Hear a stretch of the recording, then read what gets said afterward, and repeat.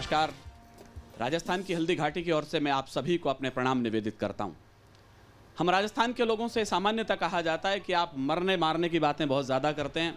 उसका कारण यूं समझ लीजिए कि हम जैसलमेर के आसपास हैं तो सीमा के बहुत निकट हैं, इसलिए वो कारण कुछ ऐसे बन जाते हैं। वो कारण शायद आपको समझ में आएगा तो शायद मैं शौर्य की कुछ बातें आगे कर सकूंगा। स्वागत भैया। कि चिनगारी के पास रहें तो शौले और भड़कते हैं। अरे भाई साहब, क्यों हम युद्ध की बातें करते हैं? राजस्थान के लोग क्यों इतना खून बहाते हैं कि चिनगारी के पास रहें तो शौले और भड़कते हैं, कायर बैरी ललकारे तो बाजू स्वयं फड़कते हैं। और शायद इस बार सर्वाधिक ताली आपकी उठें। चिनगारी के पास रहें तो शौले और भड़कते हैं, कायर बैरी ललकारे तो बाजू स्वयं फड़कते हैं। और मातृभूमि का एक कण भी उड़कर उस पार नहीं जाए, इस कारण सूखी मिट्टी पर शोणित रोज छिड़कते हैं। इस कारण सूखी मिट्टी पर शोणित रोज छिड़कते हैं। इस कारण सूखी मिट्टी पर वो धरती रण में दुश्मन का कोई एहसान नहीं रखती। क्या हिंदुस्तान, हमारे दिलों में यदि हिंदुस्तान धड़क जाए तो जरा आपके तिरंगे लहरा जाएं। वो धरती रण में दुश्मन का कोई एहसान नहीं रखती। वो धरती रण में दुश्मन का कोई एहसान नहीं रखती। जुगनू की दौड़ी झुक जाएं ऐसे दिनमान नहीं रखती। और सीमा पर दुश्मन की जाकर जो माँ का दूध लजाए, भारत माँ ऐसी कोई भी कायर संतान नहीं रखती। भारत माँ ऐसी कोई भी कायर संतान नहीं रखती। भारत माँ ऐसी कोई भी। क्यों? हिंदुस्तान का सैनिक क्या है? हम प्राण हथेली पर लेकर दिल में एहसास लिए बैठे। एक नई उक्ति आ गई है मेरे कवि मित्रों के लिए भी नई होगी। हम प्राण हथेली पर लेकर दिल में एहसास लिए बैठे, दुश्मन के स्वागत की खातिर कुछ तोहफे खास लिए बैठे। दुश्मन के स्वागत की खातिर कुछ तोहफे खास लिए बैठे। बढ़ चले मृत्यु के परवाने। जब कॉकपिट बंद करता हमारा पायलट अपने मिग को उड़ाने के लिए तो उसकी इच्छाएं, उसका अरमान क्या रहता होगा। हम प्राण हथेली पर लेकर दिल में एहसास लिए बैठे, दुश्मन के स्वागत की खातिर कुछ तोहफे खास लिए बैठे। बढ़ चले मृत्यु के परवाने, जीने की है परवाह किसे, जीवन जीने की खातिर हम मृत्यु की प्यास लिए बैठे। जीवन जीने की खातिर हम मृत्यु की प्यास लिए बैठे। जीवन जीने की खातिर हम। ऐसे तमाम सैनिकों को मैं अपने प्रणाम निवेदित करता हूं जिनके कारण ये स्वतंत्रता का सूरज उगा है। स्वातंत्र का सूरज उगाया उन विहानों को नमन है। ताजा पंक्तियां भाप निकलती हुई हैं। स्वातंत्र का सूरज उगाया उन विहानों को नमन है। देश के मजदूर सैनिक सब किसानों को नमन है। देश के मजदूर सैनिक सब किसानों को नमन है। और कट गए मस्तक, क्या जिजीविषा, ये युवा पीढ़ी मेरे सामने बैठी है। कट गए मस्तक मगर वो शीश झुक पाए कभी ना। शौर्य के सूरज हमारे सब जवानों को नमन है। शौर्य के सूरज हमारे सब जवानों को नमन है। शौर्य के सूरज हमारे सब जवानों को नमन है। जैसा हमारे सभी कवि मित्रों ने कहा, आजादी के 75 वर्ष पूर्ण हो गए। आजादी का महापर्व, अमृत पर्व न्यूज नेशन के माध्यम से हम पूरी दुनिया तक, पूरे देश तक पहुंचा रहे हैं। क्या कवियों को लिखना चाहिए, क्या हमारी कलमें लिख रही हैं? उसके बीच से मैंने एक कविता उठाई है, हमें क्या लिखना चाहिए। स्वागत। कि जिनके शोणित के झरनों से आजादी की फसल पली। सब मेरे साथ हो जाइए, हम इस महापर्व में हैं तो कम से कम तालियां उन जवानों के लिए तो उठ सकती हैं।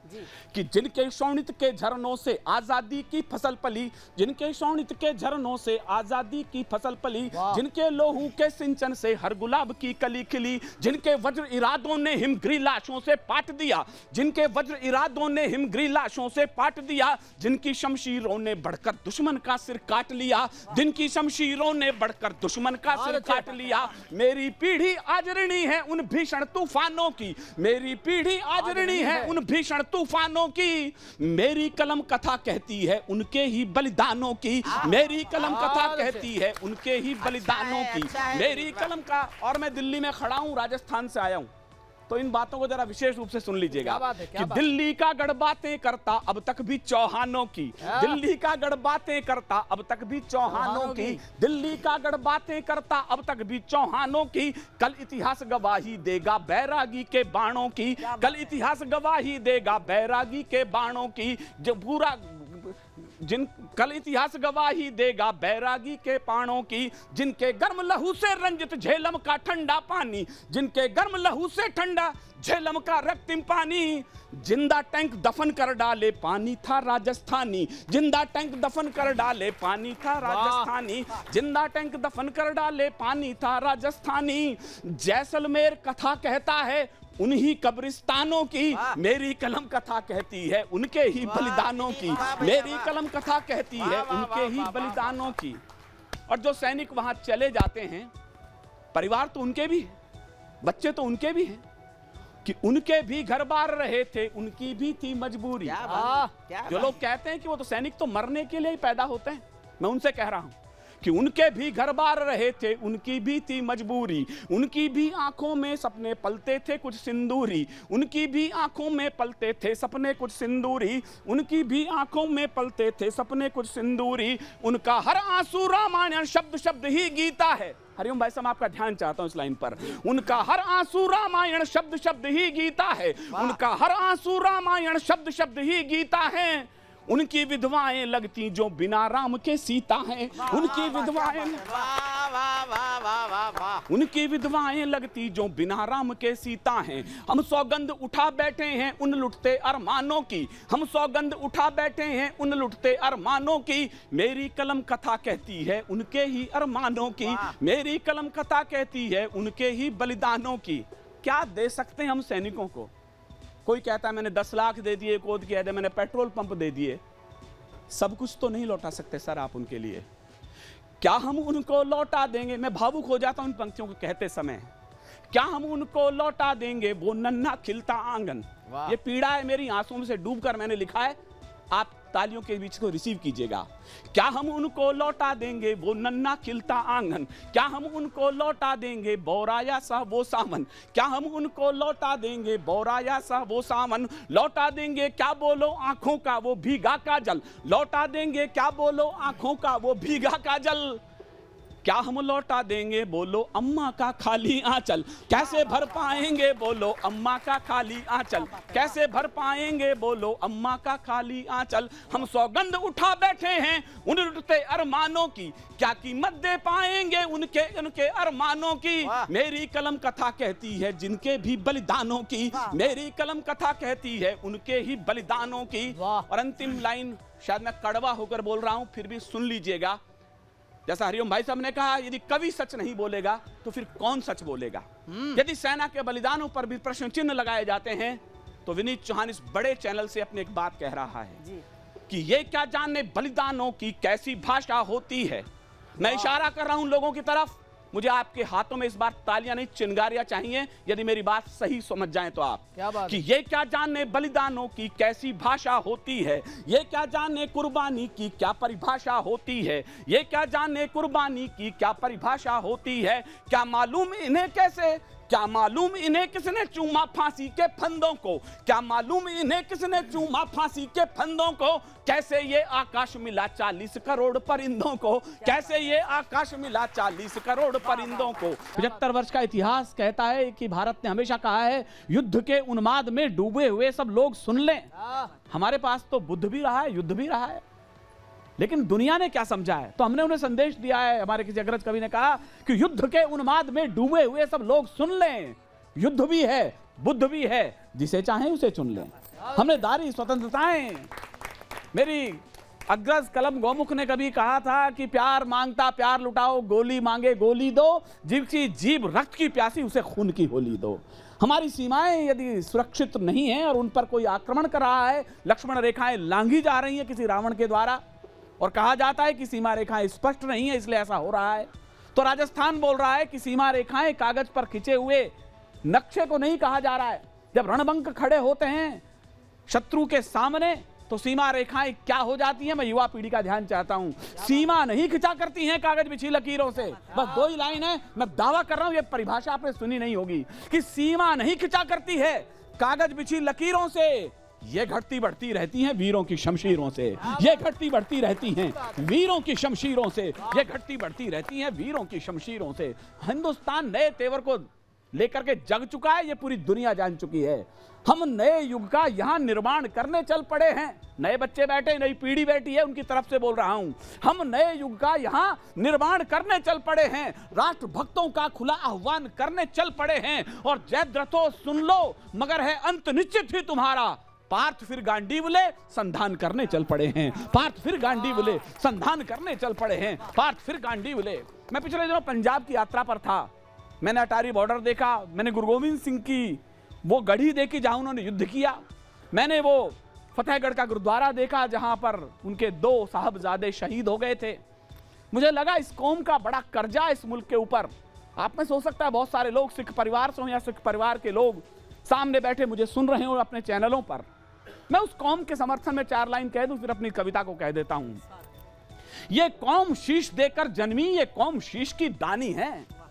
आपने सिर्फ चुटकुले सुने सिख कौम पर, मैं उनके शौर्य का इतिहास गा रहा हूं। ये कौम शीश देकर जन्मी, ये कौम शीश की दानी है। ये अमृत छक्कर बड़ी हुई, ये कौम बड़ी अभिमानी है। जब जब हम पर संकट आए, इस पगड़ी ने बलिदान दिए, गुरुओं ने मस्तक चढ़ा दिए, अपने प्राणों के दान दिए। कुछ को आरे से चिरवाया, कुछ थे रुई से जलवाए, कुछ सूली ऊपर टांग दिए, कुछ फांसी पर भी चढ़वाए। वो गर्म तवे पर चढ़े मगर, मैं रोमांचित उस कविता को पढ़ते समय, वो गर्म तवे पर चढ़े मगर निज सत्य पंथ से डिगे नहीं। पुरजा कट गए मगर मुगलों के आगे झुके नहीं। पुरजा कट गए मगर मुगलों के आगे झुके नहीं। पुरजा कट गए मगर मुगलों के आगे झुके नहीं। ऐसे पागल दीवानों से, ऐसे पागल मस्तानों से भारत की आन सौगुनी है। ऐसे पागल मस्तानों से धरती की आन चौगुनी है। ऐसे पागल दीवानों से धरती की आन चौगुनी है।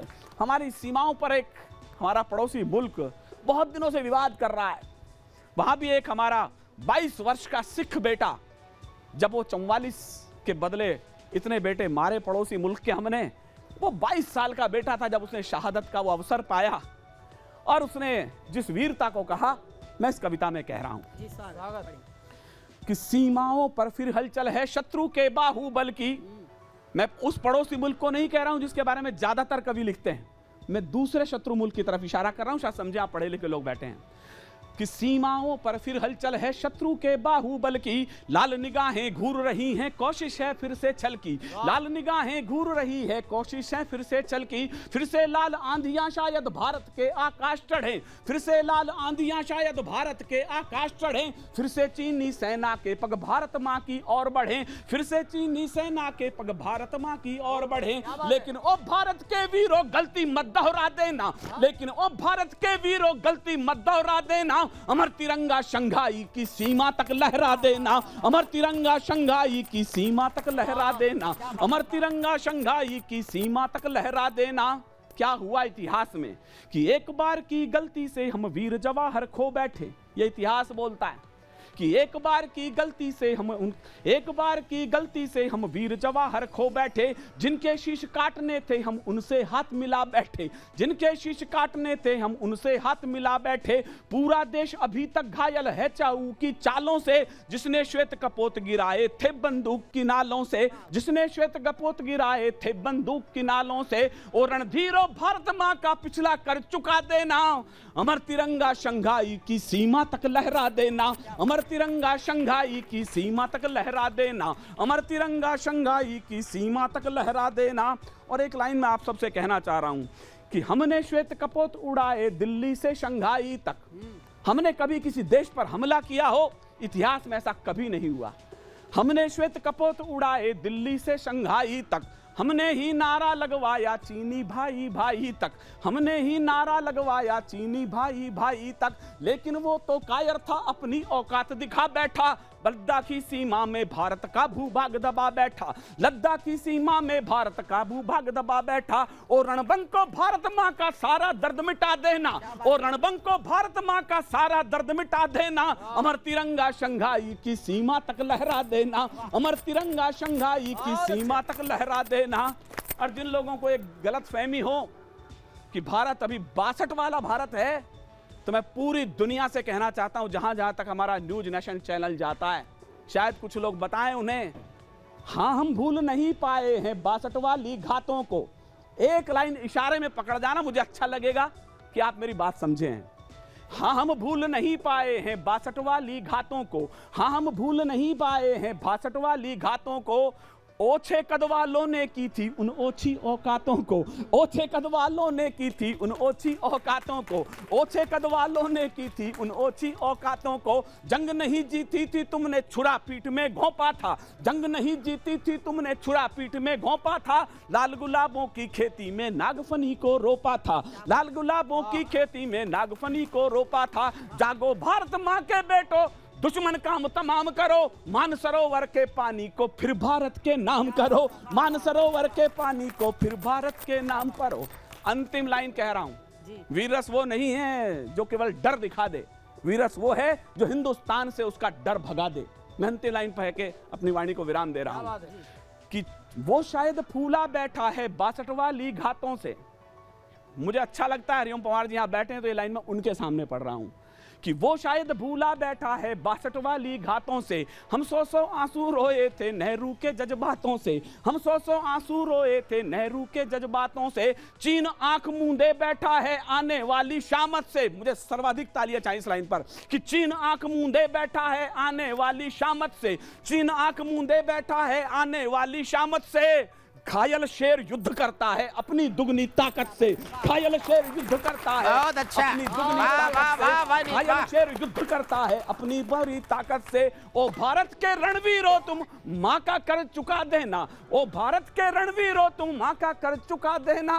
अमर तिरंगा शंघाई की सीमा तक लहरा देना, अमर तिरंगा शंघाई की सीमा तक लहरा देना, अमर तिरंगा शंघाई की सीमा तक लहरा देना। बहुत बहुत धन्यवाद, बहुत बहुत शुक्रिया। भारत के रणबांकुरों के संदर्भ में हमारे कवियों ने जितनी बातें कही हैं उन्हें आपने उतने धैर्य से सुना है। हिंदुस्तान वो है जहां ये कहा जाता है यहां सैनिक सीखता है लोरियों में राष्ट्रभक्ति, यहां सैनिक सीखता है लोरियों में राष्ट्रभक्ति। शौर्य पौरुष का यहां संदेश देती मातृशक्ति, शौर्य पौरुष का यहां संदेश देती मातृशक्ति। यहां की वीरांगना रण की महत्ता जानती है, वीर के बलिदान को सौभाग्य अपना मानती है, वीर के बलिदान को सौभाग्य अपना मानती है। एक बार पुनः आप सभी को आजादी के इस महापर्व की बहुत बहुत शुभकामनाएं। मेरे साथ सभी बोलेंगे भारत माता की जय, भारत माता की जय, भारत माता की जय। बहुत बहुत धन्यवाद।